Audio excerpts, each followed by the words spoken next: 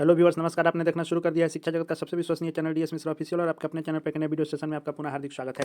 अभी का जो वीडियो आपके लिए होगा वह बहुत ही महत्वपूर्ण होने वाला है। जो प्रधान शिक्षक की बहाली आई थी, आपको 2021 में नियमावली आई थी और 2022 में 40,506 पदों पर प्रधान शिक्षक की बहाली आई। फॉर्म भी उसका फिलअप किया गया और फॉर्म फिलअप भरने के बाद आपको कई दौर में परीक्षाओं की तिथियां भी आई। अंत में एडमिट कार्ड तक निकलने के बाद कोर्ट मैटर हो जाने के कारण परीक्षा स्थगित कर दी गई और लगभग 2 वर्षों से इसका इंतजार हो रहा था कि कब इसकी नई नियमावली आएगी और बहाली की प्रक्रिया कब शुरू होगी।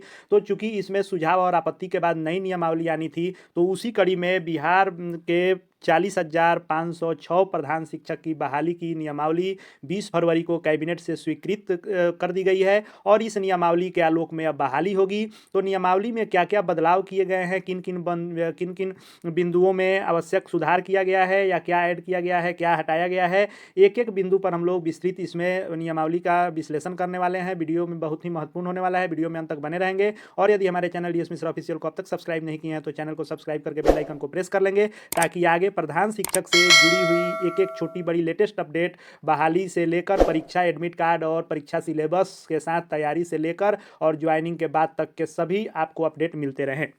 तो देखिए, सबसे पहला जो बदलाव किया गया है वह है कि पहले बिहार विद्यालय प्राथमिक प्रधान शिक्षक था, अब प्राथमिक के जगह पर यह हो गया है बिहार प्रारंभिक विद्यालय प्रधान शिक्षक नियमावली 2024। यानी नियमावली के नाम में संशोधन हो गया है। ये इसको प्राइमरी के जगह पर एलिमेंट्री कर दिया गया है, यानी प्रारंभिक विद्यालय के प्रधान शिक्षक अब होंगे जो नई नियमावली के तहत बहाली होगी। उस नाम से क्या अंतर पड़ेगा उसको भी हम लोग आगे देखेंगे। तो देखिए, यहाँ पर जिक्र है कि भारत के संविधान के जिस अनुच्छेद के तहत नियमावली बनाने का अधिकार है उसके तहत यह नियमावली बनाई गई है। नाम जैसा कि हम लोग देख लिए कि बिहार प्रारंभिक विद्यालय प्रधान शिक्षक नियमावली 2024 कही जाएगी। इसका विस्तार संपूर्ण बिहार में होगा और जो सभी नियमावलियों में पहले डिफिनीशन दिया गया रहता है उस दिया हुआ है कि सरकार का अर्थ है बिहार सरकार, विभाग का शिक्षा विभाग, नियुक्ति का डीओ आयोग का मतलब होगा। जहाँ भी आयोग से परीक्षा लेने की बात लिखी होगी यानी बिहार लोक सेवा आयोग भी इसकी परीक्षा लेगी। इसके पहले भी बिहार लोक सेवा आयोग द्वारा ही फॉर्म फिलअप करवाया गया था। अब देखिए, पहले जो प्राथमिक विद्यालय के प्रधान शिक्षक की बात थी, तो प्राथमिक का अर्थ होता है 1 to 5, यानी प्राइमरी हेड टीचर की नियुक्ति होनी थी 1 to 5 के विद्यालय हो, चाहे वह राजकीय प्राथमिक विद्यालय हो या एनपीएस जो नवसृजित हो, उसके लिए जिक्र था।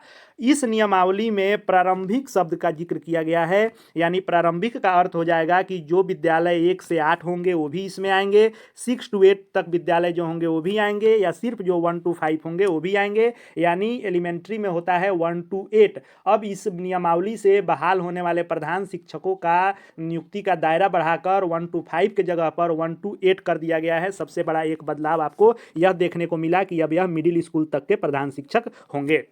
आगे हम लोग देख लेते हैं। आगे है विभाग का अर्थ है शिक्षा विभाग, अनुशासनिक प्राधिकार, अपीलीय प्राधिकार, ये सब आप लोग पहले से जानते हैं। अब देखिए, शिक्षक का अभिप्राय क्या है इसमें कि किन शिक्षकों को शामिल करना है। तो ऐसे सभी प्रशिक्षित प्रारंभिक शिक्षक यानी 1 to 8 के शिक्षक जिन्हें स्थानीय निकायों द्वारा नियोजित किया गया है, जो संबंधित स्थानीय निकाय शिक्षक नियमावली 2020, यहाँ ध्यान देंगे, जो 2020 नियमावली है यानी 12 के बाद जो नियमावली आई 2020 में संशोधित नियमावली नियोजित शिक्षकों के लिए, उस नियमावली के तहत बहाल शिक्षक या फिर वैसे शिक्षक जो अर्हता को पूर्ण कर लेंगे और वो बिहार राज्य विद्यालय अध्यापक नियमावली यानी बीपीएससी के थ्रू बहाल हो रहे हैं, या फिर आपको जो नियोजित शिक्षक सक्षमता परीक्षा पास करके बिहार विद्यालय विशिष्ट शिक्षक नियमावली 2023 के तहत नियुक्त होंगे, इन सभी को इसमें मौका मिलेगा जो इसके अर्हता को पूर्ण करेंगे। अर्हता भी हम लोग आगे देखेंगे क्या क्या मांगा जा रहा है।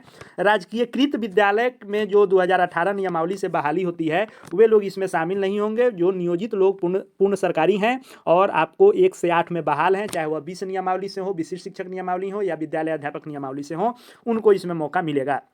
प्रधान शिक्षक का अर्थ होगा कि वैसे सभी प्रधान शिक्षक जो इस नियमावली के अधीन नियुक्त हैं, यानी जो हेड टीचर की बहाली होगी वे प्रधान शिक्षक कहे जाएंगे, यानी प्रधानाध्यापक के जगह पर अब प्रधान शिक्षक इस पद का नाम होगा, जो पहले की भी नियमावली में था।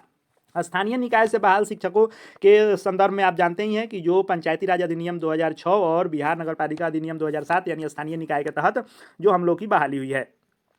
अब हम लोग इसमें देख लेते हैं कि क्या है स्थानीय निकाय नियमावली 2020 के तहत जो बहाली हुई है, उसमें जो लोग बहाल हुए हैं उन पर यह नियमावली लागू होगी और वहीं इस परीक्षा में शामिल होंगे। और संवर्ग का गठन क्या किया गया है, यह सबसे महत्वपूर्ण है, इसको हम लोग देख लेते हैं कि सरकारी प्रारंभिक विद्यालयों के यानी 1 to 8 विद्यालय के, सभी सरकारी 1 to 8 विद्यालय के यह जो प्रधान शिक्षक बहाल होंगे, यह एक अलग संवर्ग ही होगा जो प्रधान शिक्षक संवर्ग होगा और ये भी जिला का संवर्ग होगा। और अब इसमें अनुभव का अगर देख लें, बहाली का देख लें कि क्या क्या है, तो प्रधान शिक्षकों की नियुक्ति इस नियमावली के नियम 2 के 9 में यथा परिभाषित शिक्षकों के से आयोग द्वारा आयोजित परीक्षा के माध्यम से की जाएगी। 2 का 9 क्या है कि 2 का 9 ऊपर कहता है कि जो आपको नियोजित शिक्षक आपको 2020 नियमावली से बहाल हों या विद्यालय अध्यापक नियमावली बीपीएससी वाले की बहाली की नियमावली या जो सक्षमता परीक्षा के बाद विशिष्ट शिक्षक बनने वाले हैं, तो जो नियमावली 2023 आई है विशिष्ट शिक्षक, उस तीनों नियमावली के अंतर्गत जो अर्हता रखने वाले शिक्षक होंगे वे प्रधान शिक्षक के रूप में आयोग द्वारा, यानी आयोग का अर्थ ऊपर ही लिखा गया है बिहार लोक सेवा आयोग यानी बीपीएससी के द्वारा जो परीक्षा आयोजित की जाएगी उससे इसमें बहाली होगी। फिर यहाँ जिक्र है कि 18 नियमावली के तहत जो लोग बहाल हैं उनकी नहीं होगी। 18 नियमावली राजकीयकृत विद्यालयों में हुई थी। अब 2 के 9 के अनुसार क्या आपको अनुभव की अर्हता रखी गई है, सबसे महत्वपूर्ण है, यह देख लीजिए। इसमें कहा गया है कि तीनों नियमावली के तहत बहाल वे शिक्षक जो प्रारंभिक विद्यालयों में यानी 1 to 8 विद्यालय में न्यूनतम 8 वर्षों का शिक्षण अनुभव रखते हों और भर्ती की वर्ष यानी 2024 में भर्ती होगी तो 1 अगस्त 2024 को 58 वर्ष या उससे कम आयु के होंगे, वे इस प्रधान शिक्षक फॉर्म को फिलअप कर सकते हैं। अब देखिए, जो केस हुआ था या जो डिले हो रही थी या जितने भी सुझाव आपत्ति दिए गए थे वे दिए गए थे न्यूनतम अनुभव 8 वर्ष को कम करने के लिए। यानी मांग किया जा रहा था कि अधिक से अधिक लोगों को मौका मिले, इसलिए अनुभव को या तो शिथिल किया जाए या कम किया जाए। लेकिन बिहार सरकार ने इसमें कोई भी छूट नहीं देते हुए 8 वर्ष के अनुभव को बरकरार रखा है। साथ ही साथ आपको इसमें 2-3 चीज़ें स्पष्ट नहीं है अनुभव में। जैसे पिछली नियमावली में था कि 1 to 5 के लिए 8 वर्ष का अनुभव मांगा गया था और जो स्नातक ग्रेड 6 to 8 में बहाल थे उनकी सिर्फ सेवा संपुष्टि की बात थी कि अगर उनका सेवा संपुष्ट है तो वे फॉर्म भर देंगे और लोगों ने फॉर्म भरा भी। तो इसमें अलग अलग जिक्र नहीं है कि 1 to 5 के लिए 8 वर्ष और 6 to 8 के लिए संपुष्ट। सीधा लिखा गया है कि प्रारंभिक विद्यालय यानी 1 to 8 में जो बहाल हैं उनको 8 वर्ष। तो यह देखना होगा, कोई भी नियमावली आती है तो आगे उसके स्पष्टीकरण के लिए भी पत्र जारी होता है, शुद्धि पत्र भी जारी होता है। और जब बिहार लोक सेवा आयोग द्वारा पुनः विज्ञापन आएगा तो उसमें भी बहुत सारी चीज़ें स्पष्ट होंगी कि 6 to 8 की जो पहले बाध्यता थी कि सेवा संपुष्ट सिर्फ होना चाहिए वहीं रखा गया है कि इनके लिए भी 8 वर्ष किया गया है, यहाँ क्लियर नहीं किया गया है। लेकिन बहुत सारी चीज़ें कैसे क्लियर होगी, अंत में क्या लिखा हुआ है उसको भी हम लोग देखेंगे और समझेंगे। वीडियो में अंत तक बने रहिए, हर बिंदु को एक एक करके मैं स्पष्ट करने वाला हूँ। एक यह चीज़ क्लियर नहीं है। दूसरा अगर हम लोग बात कर लें तो दूसरा था कि जो भी अनुभव की बात की गई थी, यानी जो अनुभव की बात की गई थी कि 1 to 5 के लिए 8 वर्ष और जो स्नातक ग्रेड 6 to 8 में है उनको सेवा संपुष्ट यानी 2 वर्ष होना चाहिए। लेकिन ये उसमें जिक्र किया गया था कि आपकी ट्रेनिंग या आपकी ज्वाइनिंग यानी आपके योगदान की तिथि या आपके प्रशिक्षण की तिथि जो बाद की होगी, यानी पहले आप ट्रेनिंग कर लिए तो आप ज्वाइन किए उस दिन से अनुभव काउंट होगा, और यदि पहले आप ज्वाइन किए बाद में ट्रेनिंग किए तो ट्रेनिंग की अवधि से काउंट होगा। उस बात का जिक्र इसमें नहीं है। तो अब देखने वाली बात होगी कि क्या वह ट्रेनिंग तिथि या योगदान तिथि जो बाद में हो उससे गणना के बिंदु को शिथिल कर दिया गया है। अगर ऐसा होगा तो यह अच्छा होगा कि बहुत सारे लोग जो बाद में ट्रेनिंग किए उनको मौका मिल जाएगा। लेकिन यह अलग से जब स्पष्टीकरण निकालेगा विभाग या बीपीएससी का विज्ञापन तब यह क्लियर हो पाएगा, क्योंकि उस नियमावली में इसका जिक्र था कि ट्रेनिंग या योगदान जो अंतिम हो उससे गणना होगी, लेकिन उस बिंदु को इसमें विलोपित रखा गया है। अब नियुक्ति की प्रक्रिया की बात कर लें तो वही है कि आयोग द्वारा होगा और रोस्टर क्लियरेंस यानी सभी जगहों से सीट की गणना मंगा ली गई है, उसको बिहार लोक सेवा आयोग को भेजने वाले हैं शिक्षा विभाग के लोग, और यह सीधी भर्ती होगी और परीक्षा का पैटर्न इत्यादि जो है विभाग के राय विचार से आपको आयोग निर्धारित करेगा। लेकिन पहले जो अगर सिलेबस था उसको ही रखा जाए तो 150 का परीक्षा होना था, जिसमें 75 नंबर आपके रखे गए थे डीएलएड से और 75 नंबर जनरल स्टडी से, जिसमें 20 नंबर का मैथ था, 15 नंबर का साइंस था और आपको 10 नंबर का उसमें रखा गया था सोशल साइंस, 10 नंबर भूगोल अलग रखा गया था, 10 नंबर करेंट के लिए रखा गया था और 10 नंबर जो है स्वतंत्रता संग्राम में बिहार का योगदान, इससे 75 नंबर और 75 नंबर डीएलएड के सिलेबस से रखा गया था। टोटल 150 प्रश्नों की परीक्षा होनी थी। लेकिन अब नई नियमावली आई है तो नया विज्ञापन आता है, तो क्या सिलेबस में बदलाव होगा या उसी सिलेबस को कंटिन्यू रखा जाएगा, या देखने वाली बात होगी। जो भी एक एक बदलाव होंगे या अपडेट आएंगे वह मैं आपके लिए लेकर के आता रहूँगा, इसलिए आप चैनल से जुड़ जाएंगे निश्चित रूप से। अब परीक्षा का पैटर्न, कटअप इत्यादि जो है विभाग और आयोग मिल करके तय करेंगे और इसमें यह भी जिक्र कर दिया गया है कि अधिकतम 3 बार भी इस नियमावली के अंतर्गत कोई परीक्षा में भाग ले सकेगा, जैसा कि बीपीएससी ट्री में भी इस बात का जिक्र किया जा रहा है। आरक्षण की बात कर लें तो आरक्षण जो होगा वह बिहार सरकार के नियमानुसार आरक्षण होगा। आरक्षण रोस्टर बिंदु 1 से शुरुआत होगी, यानी जिस कैटेगरी में जो रिक्ति होनी होगी वह आएगी। वरीयता जो है इसका अलग तय किया जाएगा और वरीयता जो है आपका परीक्षा में जो मेधा सूची आपकी बनी रहेगी उससे तय किया जाएगा और जिला स्तर पर यह संधारित किया जाएगा। स्थानांतरण की बात कर लें तो यह भी पद जो है प्रधान शिक्षक का पद स्थानांतरणीय होगा, यानी बदली इसमें होगी। और आगे हम लोग देख लें बदली के संबंध में भी अनुशासनिक कार्रवाई, वेतन भत्ते इत्यादि जो है सभी वित्त विभाग के जो है आदेशानुसार यह निर्धारित किया जाएगा। और निरसन और व्यावृत्ति इत्यादि के बारे में जिक्र किया गया है, इसको देख लें हम लोग, इसमें भी कुछ चीज़ें स्पष्ट होंगी। अब देखिए, इसमें यह ध्यान देने वाली बात है कि जो प्रधान शिक्षक नियमावली पहले आई थी, जिसको कहा गया था कि बिहार राजकीयकृत प्राथमिक विद्यालय प्रधान शिक्षक नियमावली 2021 में जो आई थी, उसको इस नियमावली को यानी बिहार प्रारंभिक विद्यालय प्रधान शिक्षक नियमावली 2024 के लागू होने से जो है जिस दिन से यह लागू हो रही है, पहले वाले नियमावली को निरसित माना जाएगा। लेकिन ऐसे निरसन होते हुए भी ऐसे नियमों एवं आदेशों द्वारा या उनके अधीन किया गया कुछ भी या की गई कार्रवाई इस नियमावली द्वारा अधीन किया गया था या की गई समझी जाएगी, मानो यह नियमावली उस दिन प्रवृत्त थी जिस दिन वैसा कुछ भी किया गया था या वैसी कार्रवाई की गई थी। इसका अर्थ यह हुआ कि नई नियमावली आ जाने पर पुराने वाले प्रधान शिक्षक नियमावली को तो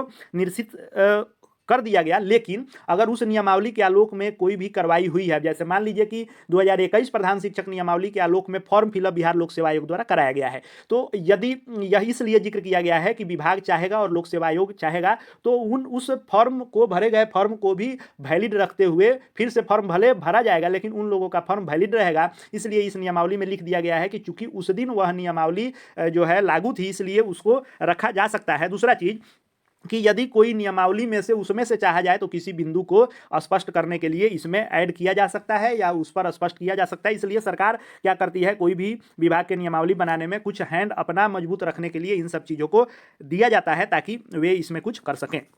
अब देखिए, अब जैसे हम लोगों ने देखा कि जो अनुभव की बात है 1 to 5 के 8 वर्ष और 6 to 8 दोनों के लिए एक साथ लिख दिया गया, जबकि पहले नियमावली में दोनों का अलग अलग था। तो इसके स्पष्टीकरण इत्यादि के लिए या सिलेबस इत्यादि क्या रहेगा। वेतन भत्ते की बात कर लें तो पिछली बार 30,500 रुपया मूल वेतन रखा गया था, तो वहीं रहेगा कि क्या। तो इन सब चीज़ों को स्पष्ट करने के लिए यहाँ लिख दिया गया है कि विभाग को इस नियमावली के किसी प्रावधान को स्पष्ट करने एवं अधिसूचनाओं और दिशा निर्देशों के माध्यम से इसके कार्यान्वयन में उत्पन्न होने वाली किसी भी कठिनाई को दूर करने की शक्ति होगी। यानी इसका शुद्धि पत्र भी आ सकता है, इसमें कुछ संशोधन गलत लिखा गया होगा तो हो सकता है, या और इसको स्पष्ट करने के लिए अलग से इसका पत्र आ सकता है। यह अधिकार विभाग ने अपने पास रखा है।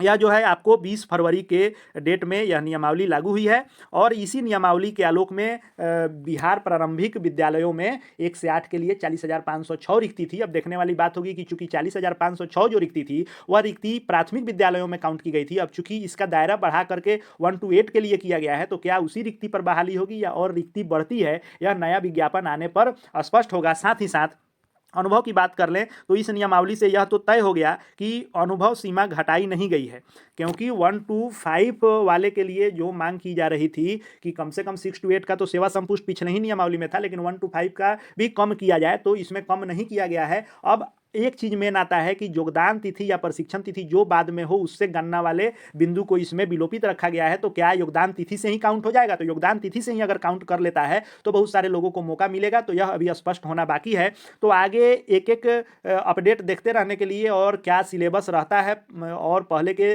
सिलेबस में बदलाव होता है कि उसी को रखा जाता है, आगे क्या क्या इसमें संशोधन का पत्र आता है या क्या अस्पष्टता आती है, इन सभी चीज़ों के लिए एक एक लेटेस्ट अपडेट से अपडेटेड रहने के लिए हमारे चैनल डीएस मिश्रा ऑफिशियल से निश्चित रूप से जुड़ जाएं और चैनल को सब्सक्राइब करके बेल आइकन को प्रेस कर लें। और साथ ही साथ हमारे Telegram channel DS Mishra official, जिसका लिंक इसके डिस्क्रिप्शन बॉक्स में है, उससे भी जुड़ जाएंगे। वहाँ भी आपको सभी प्रकार के अपडेटेड न्यूज मिलते रहेंगे। और साथ ही यदि समय दिया जाता है इसमें अधिक तो आपके प्रधान शिक्षक की तैयारी से भी संबंधित वीडियो मेरे द्वारा लाए जाएंगे। अब देखने वाली बात होगी कि बहाली कब तक क्लियर होती है। एक चीज मान के चलिए कि चूंकि नियमावली पर मोहर लगी है तो बहुत जल्द ही और आगे आचार संहिता लागू होने वाला है, तो इतना मान करके चलिए कि संभवतः मार्च में यह बहाली शुरू हो जाएगी और बहाली बहुत जल्दी ही की जाएगी। आचार संहिता से पहले चुनावी जो है समय है, इसलिए इस नियमावली को लागू कर दिया गया है और बहुत जल्द यह बहाली पूरी भी कर ली जाएगी। इसलिए जो भी इसके पहले फॉर्म भरे थे या यदि आपको योगदान तिथि से रखने पर जिनको भी मौका मिलेगा वे लोग अपने तैयारी में लग जाएं। और आगे के लिए आपको शुभकामनाएं और आगे जो भी अपडेट आएंगे उसको मैं आपके लिए लेकर के आता रहूँगा। इस वीडियो को देखने के लिए आपका बहुत बहुत धन्यवाद।